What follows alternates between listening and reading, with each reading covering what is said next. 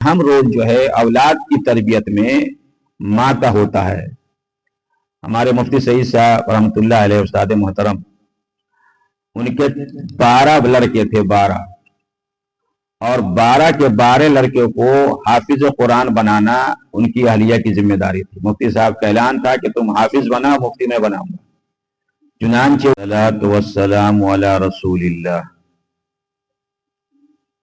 اما بعد فقد قال النبی صلی اللہ علیہ وسلم المرأة راعیۃ فی بیت زوجها ومسئولۃ عنہا، اجالا دیتی ہے بجھتے ہوئے چراغوں کو، اجالا دیتی ہے بجھتے ہوئے چراغوں کو، جہاں جہاں بھی حدیث رسول جاتی ہے۔ وجود زن سے ہے تصویر کائنات میں رنگ، وجود زن سے ہے تصویر کائنات میں رنگ، اسی کے ساتھ سے ہے زندگی میں ساز درود۔ عزیز طلباء اور طالبات، میں نے ابھی آپ کے سامنے حدیث پاک پڑھی ہے۔ اس میں نبی علیہ الصلوۃ والسلام نے خواتین کو اس کی ذمہ داری کے تعلق سے احساس دلایا ہے، اور اس کی ذمہ داری کا آپ صلی اللہ علیہ وسلم نے تذکرہ کیا ہے۔ کائنات کا ایک نصف حصہ خواتین ہے،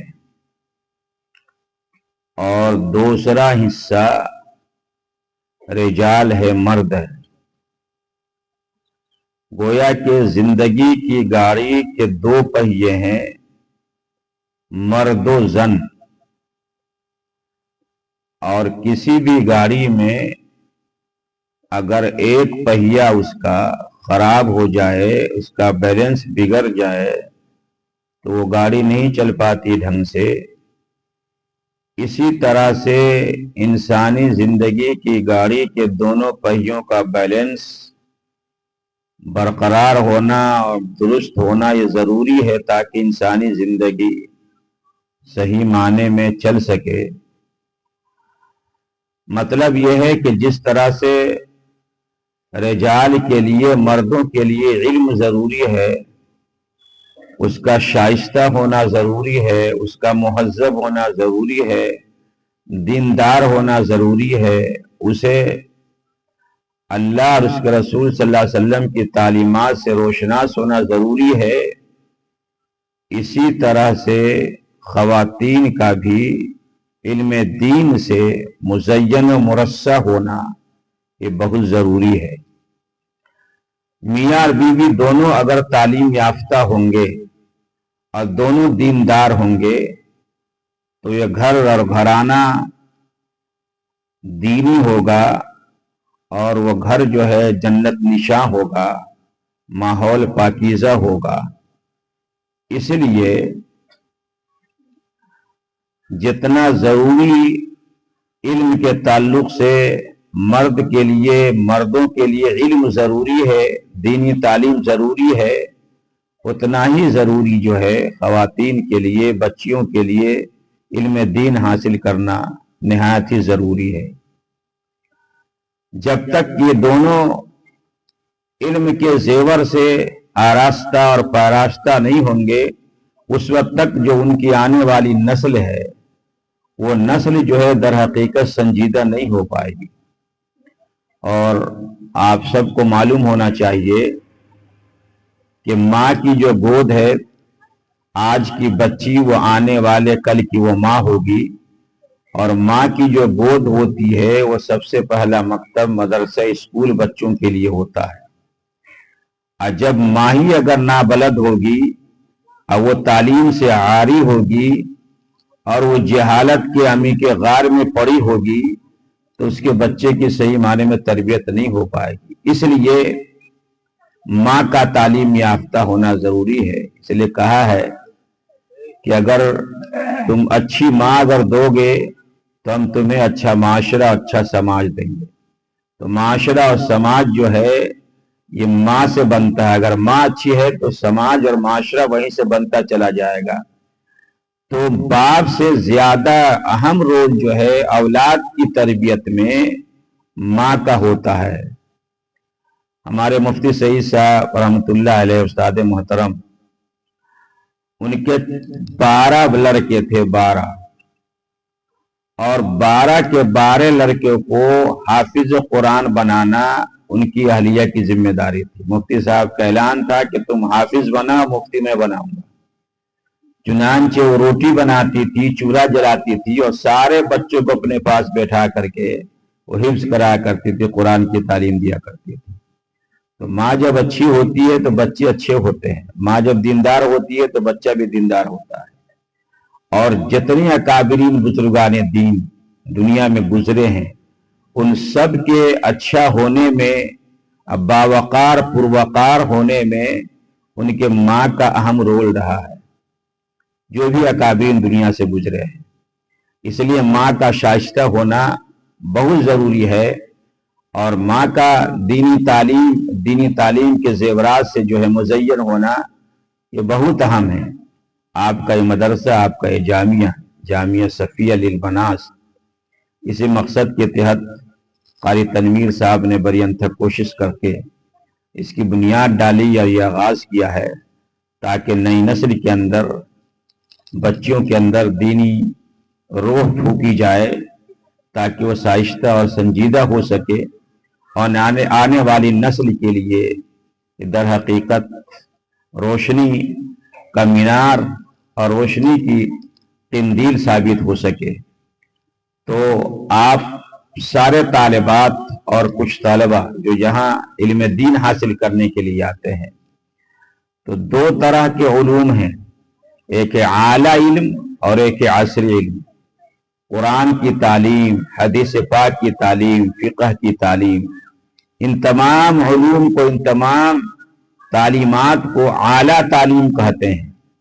اور عصری تعلیم جو اسکول کی تعلیم ہے، میتھ ہے، سائنس ہے، اور اسی طرح سے انگلش ہے، یہ سب جو تعلیم ہے یہ سب ان کو عصری تعلیم کہتے ہیں۔ یعنی جینے کے لیے ان علوم کا پڑھنا یہ ضروری ہے، روٹی کمانے کے لیے، معاش حاصل کرنے کے لیے یہ ضروری ہے۔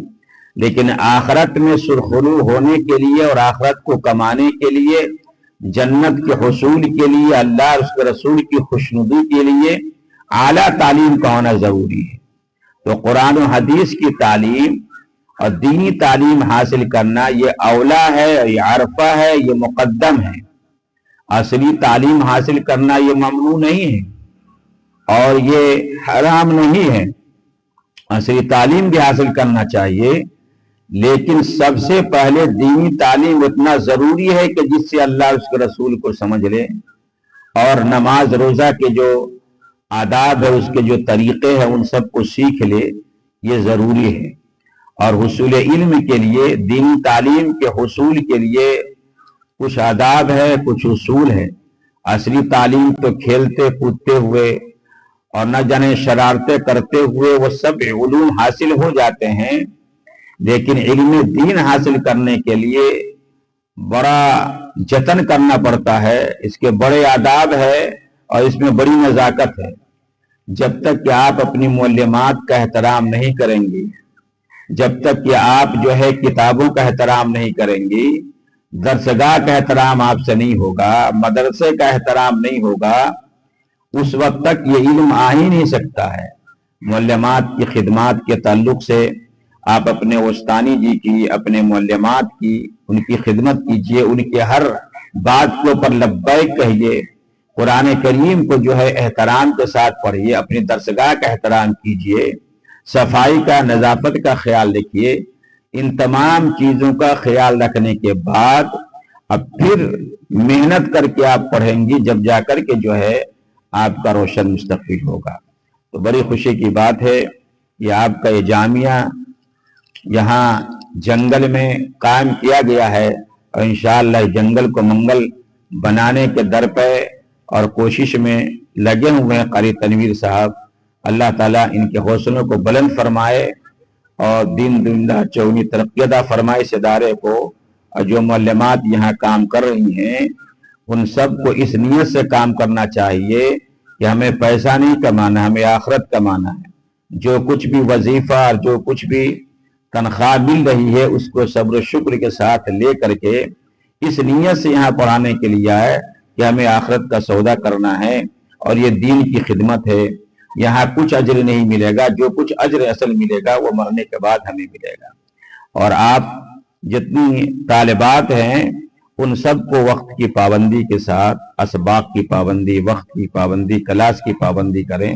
ایک دن کے ناغہ سے 10 دن کا جو ہے کی برکت جو ختم ہو جاتی ہے، اس لیے پابندی سے آنے کی ضرورت ہے۔ صفائی ستھرائی کا بھی خیال رکھنا ہے، نظافت کا خیال رکھنا ہے۔